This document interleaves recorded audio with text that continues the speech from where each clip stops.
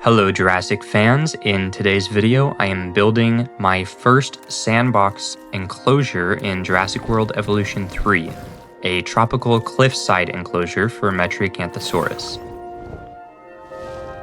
This is going to be part 1 of a series where I create a sandbox park on my custom generated island. I'm naming it Isla Del Paraiso, which is Spanish for Island of Paradise. It will be a lush park with lots of tropics and waterfalls and will serve as sort of a resort, kind of like what the park on Isla Nublar was supposed to be before it turned into a catastrophe. As you can see here, I'm creating the upper portion of the enclosure with a rounded cliff area and a nice little waterfall flowing down into a body of water in the lower section.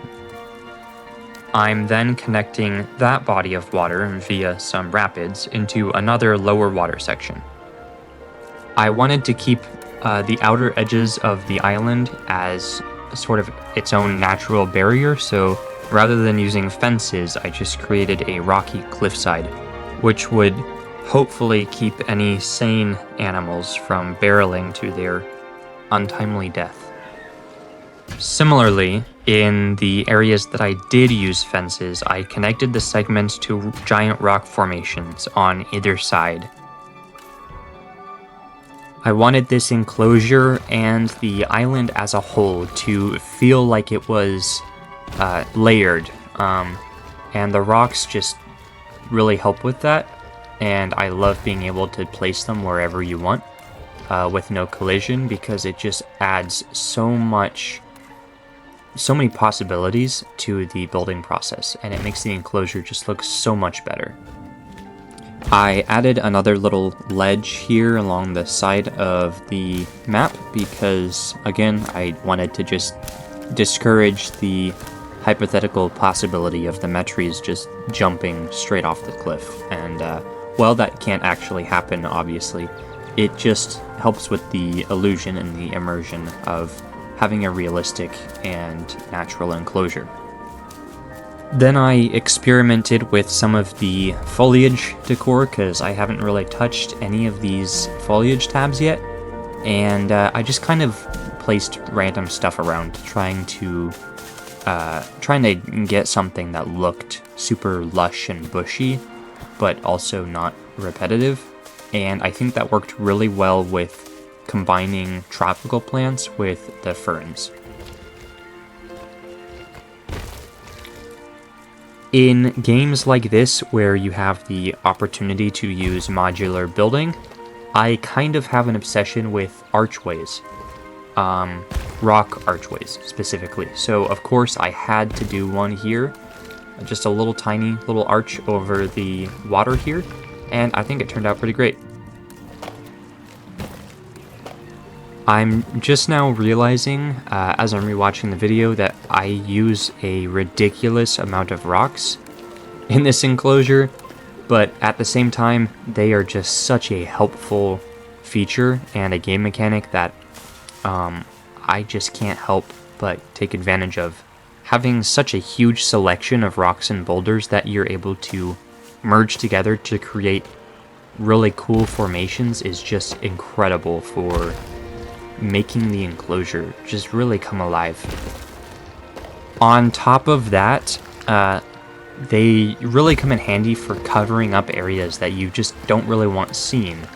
For example, this patch of grass that's showing through the waterfall here, I figured it would look way more realistic and cooler to have rocks sticking out of the waterfall with the water flowing around it rather than just grass. And I've also noticed that with the new terrain tools, because of how extreme some of the slopes can be, sometimes you get little jagged bits that just don't smooth out completely, no matter how hard you try. And those just look bad if they're left exposed. So using rocks to cover that up is also super handy.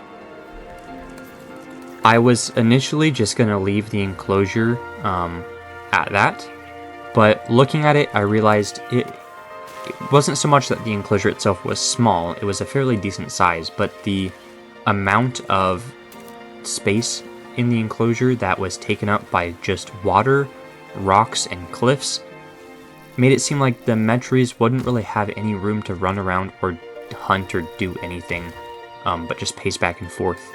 So I decided to expand it to the other side with an open hillside, grassy area, which would also allow for better viewing galleries for the guests. I finished up with the border of the enclosure using, fencing and rocks, which this is literally a mountain in itself, which is kind of crazy, but I added some more water, some finishing touches with foliage and rocks, and just kind of added the last minute details to spruce up everything and fill in any open space that seemed like it was lacking. After all of that, I just took a step back and admired the enclosure.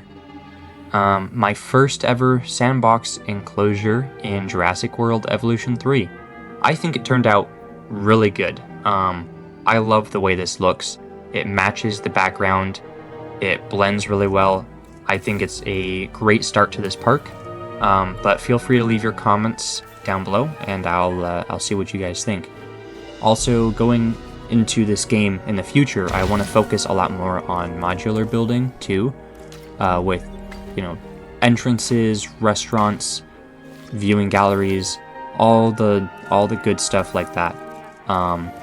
But for now, I'm just using the pre-built galleries to save myself a little bit of time, and I'll do some off-camera practicing with the modular tools to get a little bit better with all that sort of stuff.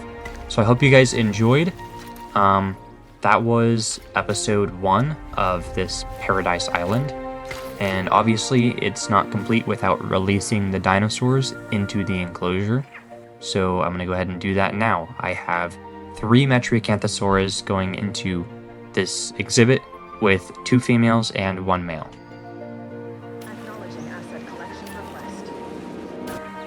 They look absolutely beautiful. I love the skin textures and the details of all the dinosaurs in this game, but this is my first time seeing Metriacanthosaurus, and I love it.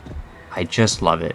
These are the cosmetics if you guys want to copy those. The first is a female, the second here is a male, and the third one is also a female. So I hope you guys enjoyed once again, and let me know what you want to see on this island next. Feel free to leave your suggestions, and I might just pick it. So yeah, stay tuned for more, and I hope you guys enjoy this new game. It is just incredible.